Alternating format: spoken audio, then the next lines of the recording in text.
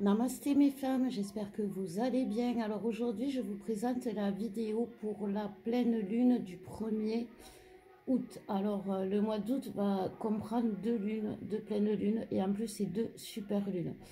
La pleine lune du 1er, elle est en Verseau. Et la deuxième pleine lune sera le 31 août, donc début du mois, fin du mois, ce qui annonce un travail durant tout le mois d'août pour nettoyer, libérer. On va voir ce que ça nous dit justement.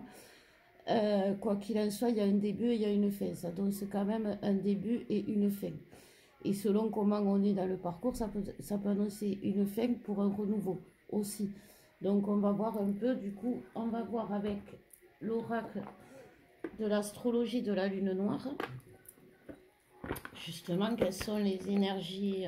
Alors déjà, une pleine lune en Verseau, ça peut soit souffler un vent réchauffer les cœurs, réchauffer comme un feu, réchauffer la maison, réchauffer, voilà, réchauffer l'âme, tout comme ça peut brûler. Ça peut être un vent chaud qui est dévastateur, qui brûle, qui détruit tout. Donc, justement, il va falloir doser un peu la flamme. C'est exactement ce que l'on nous dit. Donc déjà, les énergies générales, s'il vous plaît. Donc dans les énergies générales, on nous parle du monde et de Pluton, la transformation et le monde avec la maison 10. Donc on va quand même dans un sens de transformation avec Pluton. Pluton, c'est la planète du karma, c'est la planète de la mort, c'est la planète qui symbolise la fin, et derrière il y a la transformation. Donc je pense que ça va être dans ce sens-là, une mort, une petite mort pour une grande transformation. Comme le poussin quitte sa coquille, quitte son monde pour aller dans un autre, tout comme la chenille va quitter la chrysalide pour se transformer en papillon. C'est vraiment cette image-là, parce que la carte du monde, c'est quand même la meilleure carte, c'est celle qui est la protection, et c'est celle qui brille dans tous les domaines de la vie. Donc c'est vraiment, c'est l'abondance en gros. Donc on va voir pour le masculin avec l'oracle du petit enchanteur de Mademoiselle Norma. Donc voilà, c'est une nouvelle lune qui va faire travailler. On va continuer dans les deuils, on va continuer dans les séparations, dans les coupures, on va continuer à briser des chaînes, puisqu'en plus avec Pluton qui est la planète de la libération karmique. Donc c'est vraiment une période de grande transformation. Donc pour le masculin déjà, on a le masculin qui commence dans l'attente. C'est un masculin qui est dans l'attente par rapport à une situation qui est bloquée. Donc c'est un masculin bloqué dans une situation qui n'est pas confortable. Il est...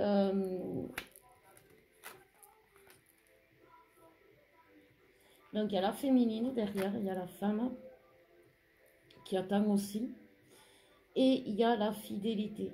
Donc en fait, c'est un masculin qui, de par sa position d'être bloqué, de par sa position d'être freiné, il y a une notion de boomerang karmique. C'est-à-dire que, alors c'est pas, on descend de notre ego les féminines, hein, le masculin ne va pas prendre cher avec tout ce qu'il a fait, parce que j'entends souvent ce genre de truc, ouais, avec tout ce qu'il a fait, le masculin il va prendre des foudres, ou j'espère qu'il va prendre des foudres parce qu'il le mérite, etc. Non, il mérite rien. Derrière il y a la fidélité. Donc c'est quelque chose qui, ce boomerang karmique, c'est plus par rapport à ses peurs, à ses doutes, à ses blocages, voilà, au blocage de ce masculin. Donc on va voir si on peut avoir un peu plus sur les blocages. Donc c'est l'engagement, c'est le choix, les guides me disent directement, c'est l'engagement, c'est faire les choix, c'est sortir de sa zone d'autodestruction, de roulette russe, parce que vraiment ça fait plusieurs fois que ça tombe chez le masculin, cette notion de roulette russe. Vous savez, il n'y a qu'une balle dans le pistolet, mais il y en a une, vous voyez, et le masculin, lui, il se dit, ouais, mais il n'y en a qu'une, j'ai plus de chances de tomber sur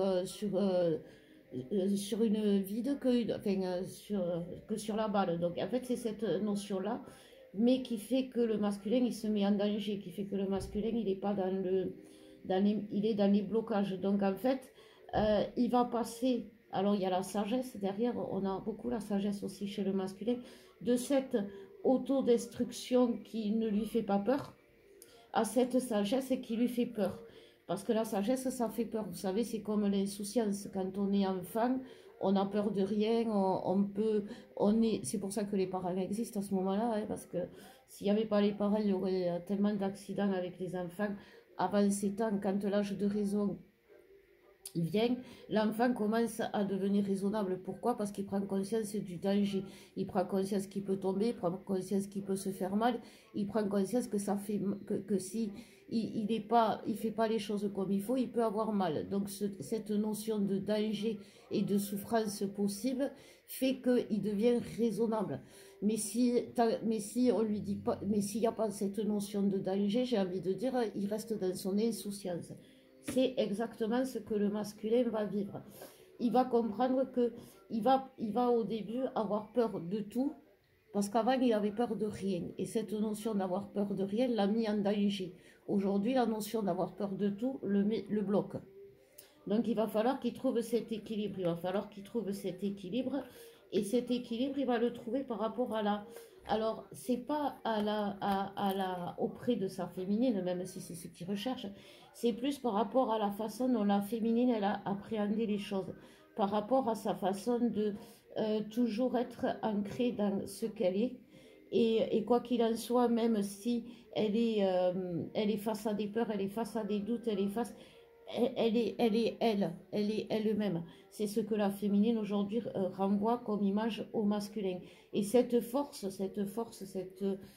de loyauté, cette force de caractère qui fait qu'elle est toujours ancrée sur le chemin, dans son amour, enfin, dans tout ce qui est elle, va donner des solutions au masculin, va lui permettre, en gros, il va se dire, si cette petite chose, elle a peur de rien, pourquoi moi j'aurais peur de tout? Voilà. Mais en même temps, il sait que avec la fidélité, avec le chien, il y a cette notion comme d'équilibrer cette sagesse-là. Le masculin, avec la sagesse, il va avoir peur de tout parce qu'il va se rendre compte qu'il y a du danger. La féminine, elle sait qu'il y a du danger, mais elle a la foi, elle a confiance en elle, elle a confiance en ses choix. Et c'est ça aussi que le masculin a du mal aujourd'hui, c'est avoir confiance en ses choix, en ses décisions, à son avenir, à sa façon d'être, puisqu'il se rend compte qu'il s'est planté sur pas mal de choses, qu'il s'est mis en danger, pas qu'il s'est planté, qu'il s'est mis en danger. Donc on va voir pour les féminines, pour cette pleine lune. Donc je vous disais, ça va être un début, une fin, une transition, on parle de pièges à la féminine. Donc les pièges, ça va être son travail, ça va être de ne pas se laisser... de ne pas croire que le sable sur lequel elle marche sont des sables mouvants. Vous voyez, c'est un peu ce qu'on avait avec le masculin, c'est croire plus par rapport à ce qu'elle va voir de l'invisible plus que de la matière. Et c'est ça qui va donner confiance au masculin. Sauf que la féminine peut tomber dans les pièges, derrière il y a la douceur, et perdre sa douceur. Face aux illusions. Donc en fait, ce que ça me dit là, un dos de deck, on a la discorde pour la féminine. C'est une dualité. La féminine, déjà, elle est en dualité avec elle-même, entre l'amour qu'elle ressent, entre la lumière qui vibre en elle, et justement les pièges des illusions qui font que dans la matière, rien ne vient. Donc elle va perdre sa douceur, c'est-à-dire qu'elle va peut-être rentrer dans la colère, rentrer dans le désespoir, de la frustration. Il y a beaucoup une histoire de frustration parce que la chance et la discorde, c'est un manque de chance. Vous voyez, un manque de chance qui fait qu'elle va en vouloir à tout le monde entier. Elle peut en vouloir à son autre, elle peut en vouloir à la vie, elle peut en vouloir à l'ombre, elle peut en vouloir à plein de choses. Parce qu'il y a plein de choses qui ne vont pas et elle a le droit d'en vouloir. Ce que je veux dire, c'est que c'est pas une remise en question qu'on lui demande à la féminine, c'est une adaptation, c'est de s'adapter en gardant toujours l'œil rivé vers la lumière et vers sa pureté d'âme, sa pureté d'âme, c'est-à-dire en gardant à l'esprit qui elle est. Si elle garde à l'esprit qui elle est, la féminine, elle sait qu'elle va pas vers le chaos, elle sait qu'elle va vers la chance, qu'elle va vers l'abondance. Sauf que elle se laisse entraîner, ça va être un tsunami émotionnel et le mois d'août. Donc si elle se laisse entraîner par ses illusions de fin, comme on a dit en début de guidance, elle va passer le mois d'août à l'inverse, c'est-à-dire que au lieu de faire de la mort à la naissance, elle va avoir la naissance douloureuse. Voilà, elle va avoir la naissance douloureuse. Elle va accoucher dans la souffrance. Et c'est pas ce qu'on demande à la féminine, parce que elle a tout ce qu'il faut. L'illusion, c'est ce qui brouille la vision, qui brouille l'intuition. Donc si on laisse les illusions brouiller les intuitions, c'est sûr qu'on se perd. Et c'est un peu ça, c'est soit la féminine va avancer va faire un début, parce que cette pleine lune, ça va être le tremplin pour le mois d'août, avec un début de mois d'août, avec en balayant toutes les illusions et en restant ancrée dans la lumière, soit eh ben, elle risque d'avoir des blocages. Alors c'est des blocages qui sont bien évidemment karmiques, comme on a vu avec Pluton, mais vous savez, vous ne pouvez pas guérir vos karmas, vous ne pouvez pas vous-même, c'est pour ça qu'on vous propose des soins avec Alex.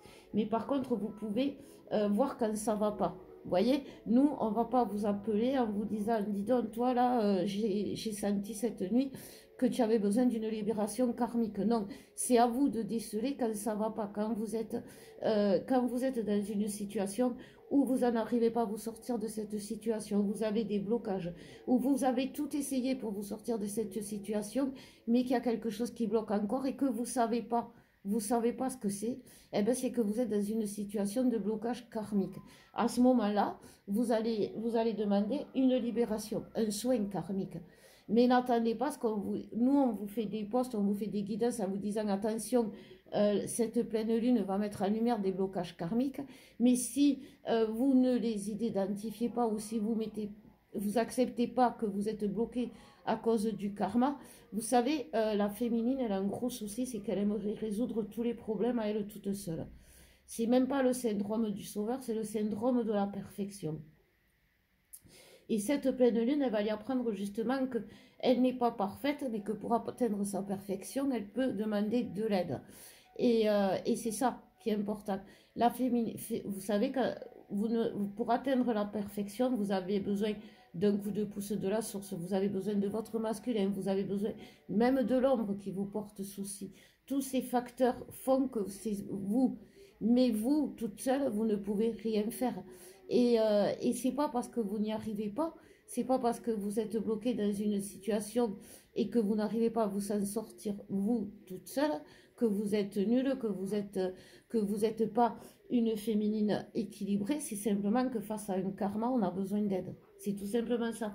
Et ça, il faut que vous l'entendiez parce que vous aurez beau tourner en rond, j'ai envie de dire, si vous ne libérez pas le karma, si vous ne brisez pas les chaînes karmiques, alors ça peut être par rapport à une situation, ça peut être par rapport à plein de choses, mais quoi qu'il en soit, c'est à vous de déterminer que vous êtes dans une situation de blocage karmique.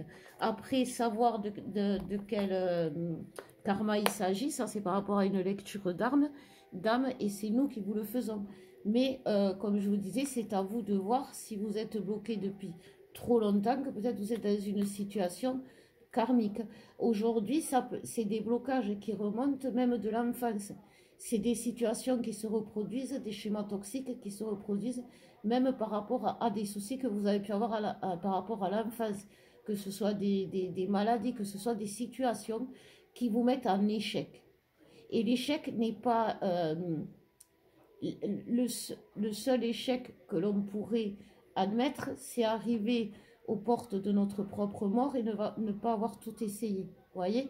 Et ça, c'est le seul échec à la rigueur qu'on pourrait s'accorder, même si on n'y a pas réussi, c'est qu'on ne pouvait pas. Mais quoi qu'il en soit, il n'y a pas d'échec.